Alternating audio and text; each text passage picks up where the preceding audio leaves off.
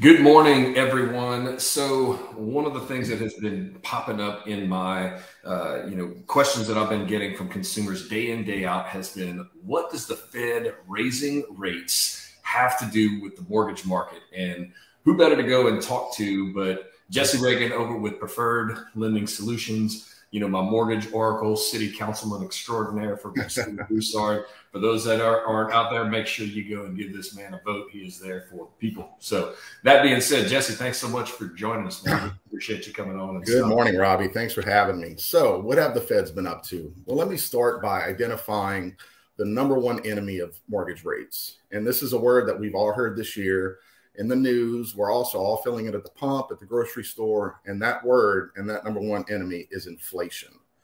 So how did the Federal Reserve, what are they doing to impact the rates? Well, the Feds meet 8 times a year traditionally.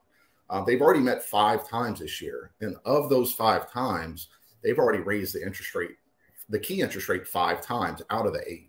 So explain that rate to everybody, because some people think that those are intertwined with mortgage interest rates and the Fed raising the rates. So that's a great question. So the Fed's rate is the rate that banks are going to borrow money at and lend money at for short-term financing, car notes, credit cards, variable interest rates on home equity loans, things of that nature. That does not have a direct correlation to your longer-term interest rates, where are going to be your 10-year, your 15-year, your 30-year fixed mortgage rates. Now, the Fed rate does have an influence on it, but it's not a direct correlation. So the Feds have raised the rate 5 times so far this year. And the last 2 times they've raised it 0.75%, which is unprecedented. The last time they did that was in 1994. So they're really trying to combat inflation by being very aggressive, taking some bold moves to get those interest rates where they need to be to help quell that inflation.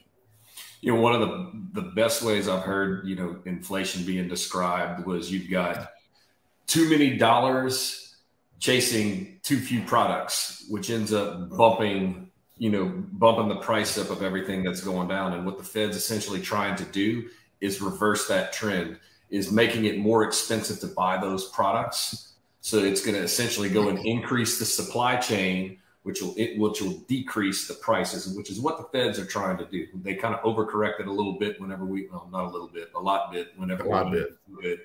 And of course, they're going to try to overcorrect right now to be able to go and try to get this thing into control. So, with that impacting the mortgage rates, which is what we are here, where, what tools do you look at when, we're looking at the market, giving clients and some advice to be able to lock in their rates? Sure. So the mortgage rates are going to be tied to the 10-year Treasury note. That's going to be the driving force, that mortgage-backed securities. So as I've said in the past, the Fed was actually purchasing billions of dollars of mortgage-backed securities per month back during the pandemic. Well, since then, they've reversed course. Now they're starting to balance their balance sheet out, and they're starting to sell those same mortgage-backed securities. So what we monitor on a daily basis, on an hourly basis, is going to be your 10-year note and your mortgage-backed securities. So we watch for trends. So anytime that we have a pipeline, we may be floating, we may be carefully floating, maybe locking. So it's important that, us as mortgage brokers, we keep an eye on those key factors to make sure that we're taking advantage of those gains and getting those lowest rates possible. When you say floating and carefully floating, for the layman out there, what does that mean? Sure. So let's say you bring a contract to me, a signed contract, and a client looking to purchase a home. Well, we're going to initiate the process. We're going to get the loan application started. We're going to vet all of the income, assets, debts, make sure that we have a good solid deal. And I'll go ahead and disclose an interest rate, a worst case scenario on this interest rate at that time.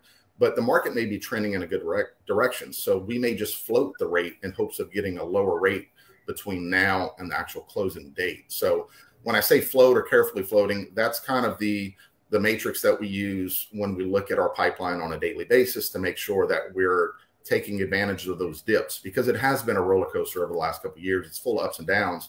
So it's important that we stay in tune with the market. That way we can lock in that rate whenever we hit that low on any given day. Gotcha. So right now, we actually saw interest rates jumping up into the lower 6s about 2-3 weeks ago, maybe a month ago. Yep. We went from 2.8, 6.27 up to 6.25, 6.375. I don't know if you even had some that were at 6.5 in a moment, but where are they right now? So yeah, that's correct. So about a month ago, we hit some 12+ year highs. I mean, we're in that 6.25 range, and that was really being priced in already. The Feds had come out earlier this year stating that they were going to increase the rate. So the mortgage market started pricing in that into the markets. That's why we saw that spike. They've since settled back down. We're now back in the 5.5% range. So they have settled back down. Of course, there's a lot of factors that play into it: credit score, loan program, down payment, things of that nature. But all in all, the national average is still going to be in that 5.5 to 6. So we are off of those highs, and it is trending downward. And it's important that it's not only what the Federal Reserve does, but it's what they say they're going to do. And they said that they're going to continue to do what they have to do to get inflation under control. But once the inflation gets to a bearable number, they're going to reverse course and start to reduce the interest rates. So with that said, I mean, I feel that we're going to hover in that 5.5 to 6% range for the rest of the year. Gotcha. And moving forward, so advice that ends up popping up for our buyers. We got two sets of buyers. We got folks that have locked in at 6.25. I know you've been very proactive about renegotiating those rates to be able to take advantage of the lower rates. So I know those buyers are really thankful for that. Moving forward, you know, some of the advice that I've been giving folks, and just correct me if I'm wrong too: marry the house, date the rate. You know, we can end up we're in a unique situation right now where there's a lot of sellers that are not really panicking, but they're not quite as confident as what they are. So you're actually able to double dip. We got sellers that are coming down some and having some decent price adjustments on things that are coming, you know, off the market, and we're able to double dip and get a little bit better rate. Would you say that's accurate? That is correct. Actually, the pressure on the rates is actually healthy for the market because it allows that demand to catch up with the inventory. So, you know, having record rates for 2 years, the housing simply outpaced the inventory. The need for housing simply outpaced the inventory. So this is healthy for the market. Having rates in that 5.5 to 6% range will kind of balance everything out. And as a homeowner, you'll find it easier to get contracts accepted without having to pay over asking price. You'll find that the pendulum is going to kind of swing from a seller's market to a buyer's market as these rates start to increase. So there's some opportunities there to get seller credits, to get contracts without having to go over asking price. So I actually find that it's healthy for the market to be in this range. So I'm finding too, and just before you jump into the into buyer's market, the thing that ends up having to happen, because it's all supply and demand driven. So, you know, 2020, when we went March 2020, when COVID was announced, up through about April, May, we had sales that essentially dropped completely because nobody knew what was going on. And then all of a sudden we went from, you know, the leading indicators that I always like to look at are pending sales. Buyer and seller have a meeting of the minds of what's going on, and we have the new homes that are coming on the market. Our new homes on the market went down, and our pending shot up 20% to sometimes even 40%. It's crazy. And what ended up happening, you know, kind of just to piggyback off what you were saying, is this happened for nearly 24 months, back to back to back to back to back to back to back to back. So in 2019, we used to have, you know, on average, all of Acadiana would have 3,300 to 3,400 homes that were on the market.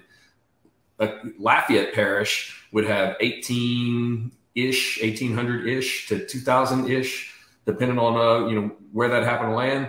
Today, even through a few months of 6%, 5.5%, 6% interest rates, today we're at 1,396 homes on the market for all of Acadiana. That's 2,000 fewer homes to be able to choose from, and 680 for Lafayette Parish, and that's from 0 to $1 million plus.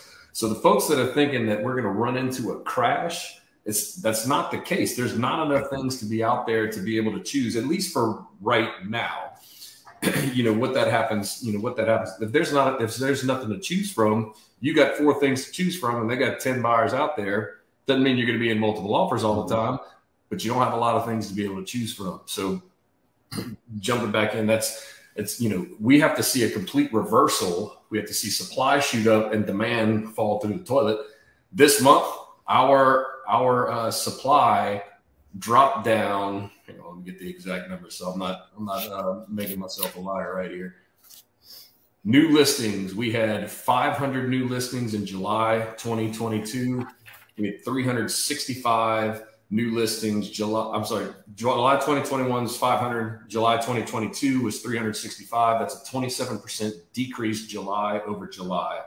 We're down 11.5% as far as the total number of new listings taken. We're down 17% on the total number of pending contracts. So that's only a 6% jump.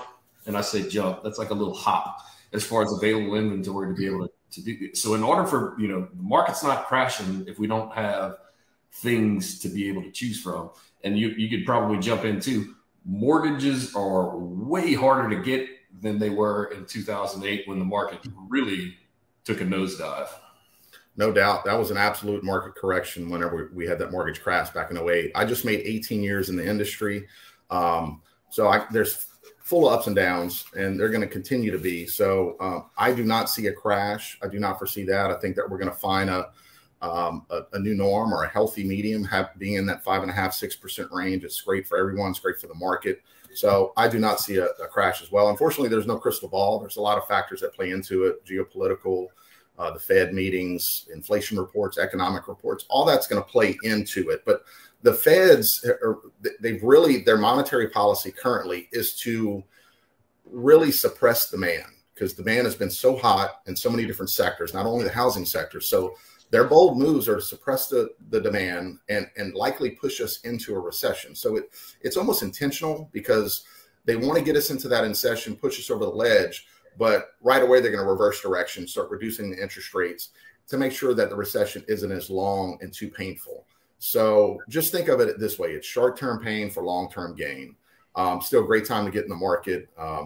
Rates, historically speaking, are still low. Like I said, I've been doing this 18 years, and we were well over 7% when I first started, and the market was strong then. So we still have great opportunities, even with the rates the way they are. What's also interesting, even though we're not calling, the Feds are not Feds, politicians aren't calling things that are a recession, which we're getting close to be able to jumping into. Housing actually outperforms the market when it comes into recessionary talk. The prices tend to still go and outpace the market and end up being a little bit better, ends up being a better investment long term. There may be a little bit of dip. I would tell you in closing, for folks that are looking to go buy something and turn around and move out in 6 months or a year, it doesn't matter what market you're in, it's always risky to be able to do that. The folks that are going to be in there 5 years, 7 years, 10 years, you're going to be safe no matter what, because the market's going to go up, it's going to go down. You're never going to catch you never catch a falling knife. You're never going to be able to tip that basketball on the apex whenever the ref lobs it up for a jump off. So that's one thing I would end up. And I would ask Jesse too, if how would somebody end up taking care of market or taking advantage of some market trends that are coming up? So be prepared, be proactive. As an investor, keep your eyes open for opportunities. Know your return on investment. Know where you want to be. Know what price range you need to be in, what rent you need to get to be able to make the numbers work. As a homeowner, get all your ducks in a row. Get pre-approved. Be positioned to be able to pounce on those opportunities as they come up, because we don't know when it's going to flip. When it's going to teeter out, and we're going to have the inventory and demand kind of equalize. So you just want to be prepared for that. So I'll kind of and have a clear picture on what you want, know your budget, and then that way you can communicate with your trusted realtor that is going to be out there looking for you daily, and you can jump on that opportunity. So I would reiterate what you said, Robbie. Fall in love with the house, not the rate. Lots of ups and downs. Keep in mind, you can always refinance in the future. You can pretty much streamline that process, hopefully get an appraisal waiver, keep your closing costs down. So fall in love with the house, not the rate. Know that we can refinance in the future. And if you get into a rate lock and the market dips in 30, 45 days before closing, we can always renegotiate that rate down to get you that lower rate and not have to start the process all over again. That is one thing that I'm running into, at least on the real estate agent side. Man, I'm worried about the rates. I want to wait for them to come down. Mm-hmm. You do have the opportunity, should it happen to pop up, to be able to renegotiate. And I think that's super important for everybody that's watching out here to make sure. So, Jesse, I know we're running out of time. Where can they find you? You can find me at jesseregan.com, or you can find me at donedealnow.com. Awesome. Thanks so much for joining us. And everybody, if you got any questions, interested in looking to see what your equity position happens to look like, you can shoot me a direct message. If you're looking at reaching out to Jesse, of course, check him out, jesseregan.com. Thank you so much for joining. We'll see you next time. Thank you, Robbie.